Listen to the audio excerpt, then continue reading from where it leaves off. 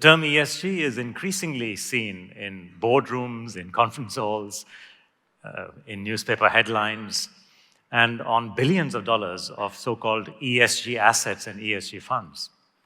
But it's also seen in legal notices now issued by financial market regulators. In fact, not only has the German and the US regulators issued fines based on the misuse of ESG ratings, but even Mr. Elon Musk has tweeted some pretty angry comments about ESG ratings. I'm here to talk to you about the birth, the life, the death, and the afterlife of ESG. And what is it? What is this fuss all about? What is ESG? What are ESG ratings? ESG stands for environment, social, and governance. It's a wider angle lens with which to look at the performance of a company, as against the narrow lens of just financial performance. Environment means, of course, the environmental impacts of companies, including their greenhouse gas emissions, their air pollution. I need hardly remind anyone in this city what that means to you. It means also their water usage, their waste, their other impacts on the environment. And on the social side, it means some positive things, like their training and development of people and their investment in health policies and training and development. It also means their CSR programs and the social impacts of those CSR programs. And G, what does governance mean? Governance is effectively about the functioning of companies, the functionality, and it's driven by having the right policies, procedures, and controls to ensure that the company's key resources, which are its people, its capital, and its reputation, enhanced, protected, and optimized. Now, at the time that the term ESG was created, and you have here the date 2005, it was at a conference organized by the International Finance Corporation, the UN Global Compact, and about 20 major global investors who were concerned about the fact that governance issues and sustainability issues were just not figuring in the day-to-day decision-making of investment. And they wanted to talk about that, and they wrote this report. This conference, called Who Cares Wins, produced a clear understanding of the difference between governance, which, as you can see from here, is about the crucial prerequisite to successfully implement policies and measures to address environmental and social challenges. So they understood at that point the difference between governance as a driver or a cause, if you like, of impacts. Good governance would reduce negative environmental impacts, bad governance would worsen it, and so on. But this distinction between the cause and the effect somehow got lost as the term ESG developed its own magic. And the city and the street certainly helped with that. And a new competitive landscape began. People started to rate companies based on ESG ratings. They would add up, literally. They would 1, 2, 3, 4, 5, they would rate the environmental factors, greenhouse gas emissions, 1, 2, 3. Air pollution, wouldn't you like to know who causes that? Waste, water usage, and so on. And then they would rate social factors. And then they would rate governance, as in how much does the board understand risks and how well, and so on. And they would add all these little ratings up and come up to one magic number, which purported to represent the sustainability and the commitment to sustainability of the company. That sounds a little dodgy to me. It's like saying that I'm going to rate a farm by adding up a lot of numbers, like the number of farm hands, the number of houses on the farm, the number of fruit trees, and of course the number of apples that are grown every year. Well, that's what ESG ratings have become. And yet, the trend has caught on. Today, we have a situation where ESG ratings and rankings have become absolutely the currency of a whole new asset class. Assets and funds and exchange-traded funds, ETFs as they are called, comprising ESG assets are now $35 trillion. That's $35 million of value of debt and equity. And according to Bloomberg Intelligence, they'll become $50 trillion by 2025, which is basically 1/3 of the entire assets under management worldwide. Wow, isn't that good news? What do you think? No. Because unfortunately, the fault lines of ESG were beginning to show.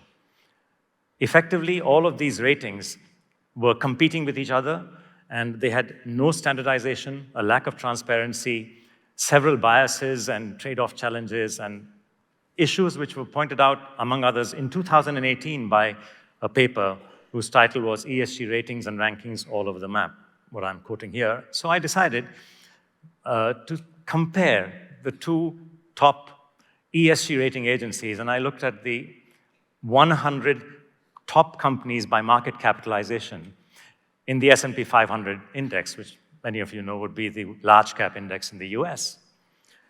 And I was expecting maybe to see a bunchy straight line from the bottom left-hand corner to the top right-hand corner, but instead, this is what I get. Frankly, if I'd asked my researchers to give me a scatter diagram, they couldn't have done a better job. So I'm reminded of Grimm's fairy tale. You remember that? The Emperor's New Clothes? Can you imagine the entire investment community using this kind of stuff to rate the quality of an asset and call it environmentally good or environmentally bad based on that? There is a problem as well in terms of the controversies that have been hitting the headlines. The one that comes to mind immediately is the fact that British American Tobacco, a tobacco company making cigarettes, won an ESG award, number 3, from the London Stock Exchange. Yeah, I know. So, just some statistics. British American Tobacco makes 12% of the total marketplace of cigarettes. And according to the World Health Organization, 8 million people every year die because of cigarette smoking caused cancer. Do the maths and you'll see what they are responsible for. Award, right? Yeah. Then we have the asset management arm called DWS of Deutsche Bank, which is one of the world's largest banks, being investigated both by the German regulator BaFin and by the US financial market regulator, SEC, for apparently misleading investors through ESG ratings. And SEC actually imposed a fine.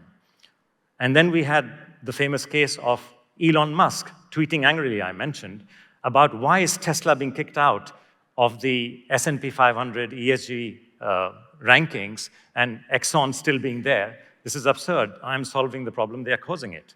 Well, you might have some sympathy with him, actually, when he said that. But despite all of that, ESG continued. Its growth continued. The ratings and rankings continued. And it was really only recently when there was a political backlash against ESG from the Republicans saying that this is woke capitalism. That's when action began. And in fact, the Republican states, who are holders of a lot of these assets as well, were asked to sell them. That, to me, was the death knell. And that, I think, brings me to the next part of my story, which is what happens next. Well, what happens next is we go back to first principles. Remember, Who Cares Wins, 2005? It was about impact separately and governance separately. Today, thanks to technology, thanks to the availability of data, and thanks to machine learning, we can actually calculate the impacts in capital terms. How much human capital did this company create by training and development? How much natural capital did that other company destroy through its emissions, its pollution, and so on and so forth? We can calculate this in dollars and cents, and this is being done. So why not move in the direction of impacts and have governance rated separately? That could be a good solution. And in fact, on the impact side, pretty much everyone, from the United Nations itself to all of those groups that I've described in the diagram, are actually moving in this direction. And you know the good news? There are not 600 different methodologies. Everyone agrees that it's got to be a 4 capitals framework. Produce capital, which is the profits of the corporation. Human capital, its employees' knowledge, skills, what enables them to work. Social capital, the relationships, formal, informal, institutions in society. Most importantly, natural capital. If we know this, how will it help? Those of you who were watching or were at the last climate COP in Dubai might have wondered that what was this big thing about the loss and damage fund, $700 million? And how much actually was the loss and damage? And you wouldn't have got any answers. Well, I've calculated them for you. Company by company, we've gone through all the oil and gas companies with their basic emissions and their drilling of oil, working out through science the loss and damage that would be caused by 1 year's production of oil and gas, and how much of that results in extra storms, cyclones, floods, drought damage, over the years in the future, and how much results in air pollution, SOx, NOx, PM2.5, PM10, which leads to respiratory and cardiovascular diseases. Calculate all that, and the answer, 4.4 trillion. And what is the difference? Well, if 4.4 trillion is the height of the skyscraper that is the head office of ADNOC, 362 meters, then 700 million is the height of a teacup. That's the loss and damage fund, supposed to correct the loss and damage in 1 year by all of these oil companies. And by the way, we also have the answers of who are the biggest ones. Happens to be Saudi Aramco. Loss and damage caused around $450 billion. And number 3 in that list is Exxon. You heard of them before, $140 billion. My friends, these are the kind of pieces of information that impact accounting can give you, and that's why it's good. But today, it's under threat because the regulators have suddenly woken up to the cause of the problem. Oh, these ESG ratings, we have to control them, we have to do the right things, we must introduce regulations. But now they're thinking of impacts as if they are also ratings, and that's not true. A rating is a rating, it's an opinion. An impact is something that is calculated using science and economics. My advice, let's not throw out the baby with the bathwater. Let's work towards impacts and have a better world where people like you can understand and see what is the loss and damage caused by companies and what should be done about them. Thank you.